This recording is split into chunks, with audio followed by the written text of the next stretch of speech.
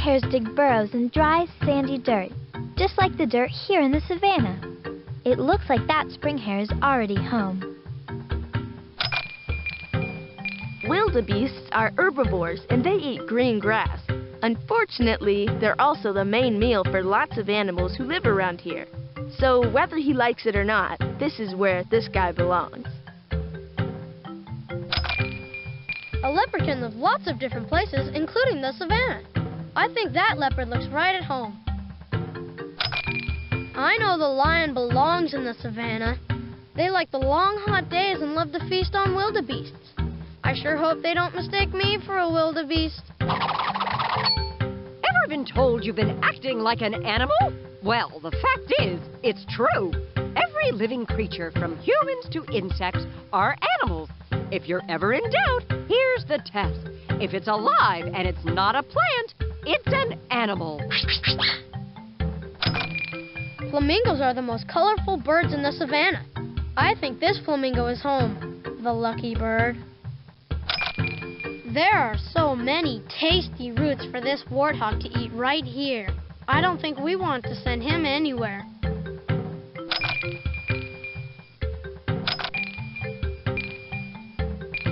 That's a green mamba snake. Green mamba this. Green mamba snakes are very happy in the savannah, as long as they're not gobbled up by eagles.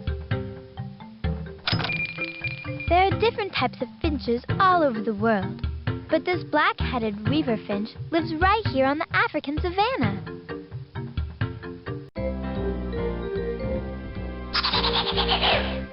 Perk up your ears for this one. A giant tortoise can live for 150 years. Where shall we go? The Himalayan mountains. The Himalayan mountains. Is it just me, or would anyone else rather be going to a baseball game? It's not just you, Ralphie.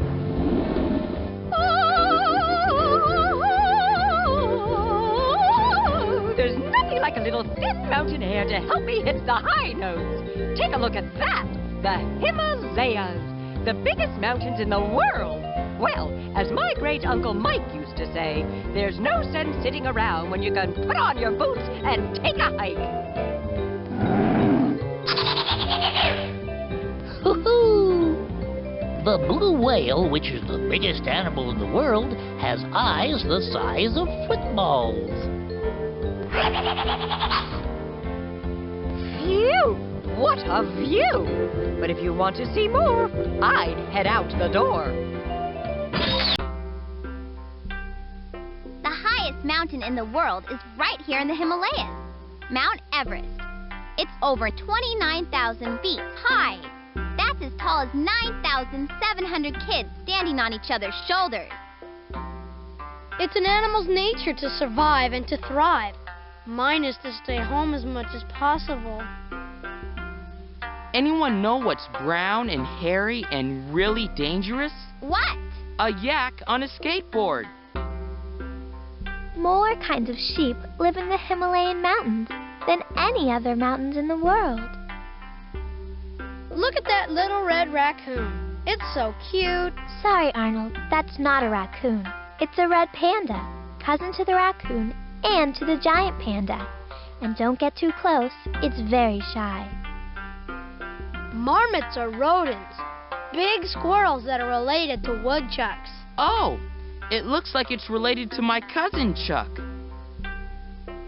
That's a snow leopard. I guess he must like to hang out in the snow all the time. No, just some of the time. He likes to be in the mountains in the winter and the meadow in the summer. No animal lives higher up in the Himalayas, or even the world, than the yak, who is the cattle of the mountains. Woohoo! Oh, that was great! Ever wonder why mammals fight? For food, of course. But otherwise, most mammals only fight as a last resort. They're trying to establish who's made of tougher stuff. Look at that tongue. Giraffes can stick their tongues out really far and curl them up to grab leaves. Miss Frizzle calls that grabbing tongue a prehensile tongue. That ibex is a kind of wild goat. Kids need hiking boots to make it up mountains like that, but ibexes have split hooves that help them climb. That's the fish-eating owl. And don't tell me, Quiche, it eats fish. I always thought you were brilliant, Carlos. Now I know it. You go for it, girl. Eat up. I bet you're starving to death after being in the rainforest. What's more fun than a barrel of monkeys? A whole mountainside full of them. The snub-nosed monkey is a very playful social animal.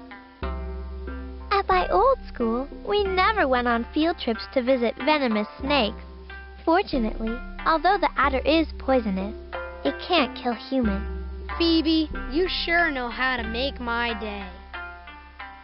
What's with that fan doohickey on that hoopoe's head? Hoopoes open that up when they land on something, or when they're angry or excited.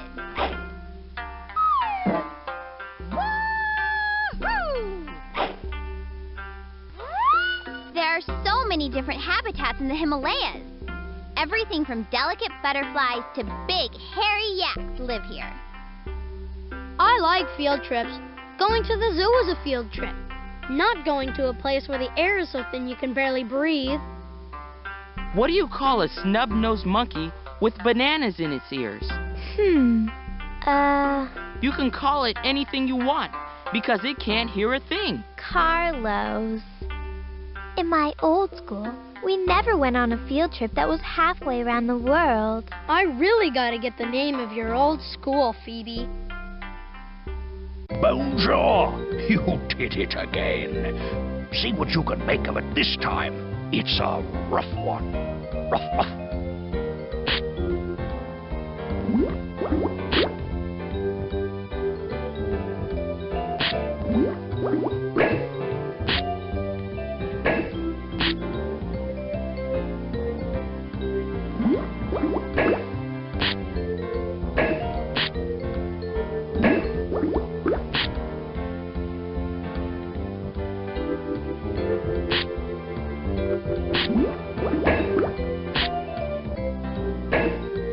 That's it. You pieced together a hoopoe bird.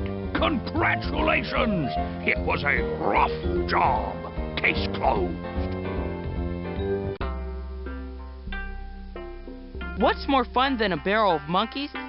A whole mountainside full of them. The snub-nosed monkey is a very playful social animal. Here's how you play this round of Tile Menagerie. Find matching pairs of animals and their tracks. Then, click on them to clear the tiles from the board. But here's the trick. You have to make sure that at least one edge of each matching tile isn't touching anything. So it looks like you could slide it out. When you've matched all the tiles and cleared the board, you've won the game.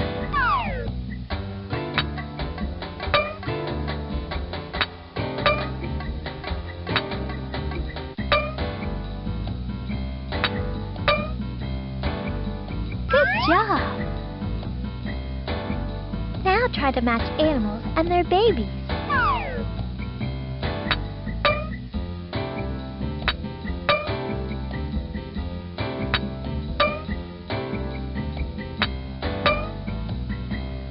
Expertly done. Now try. Match the animals to their tracks. That tile's blocked. You can only select tiles which have at least one edge that isn't touching anything.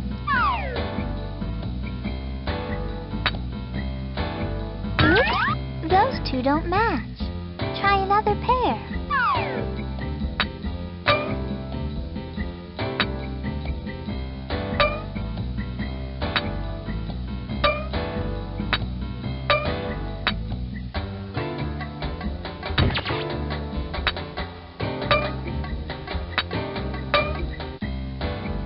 Congratulations!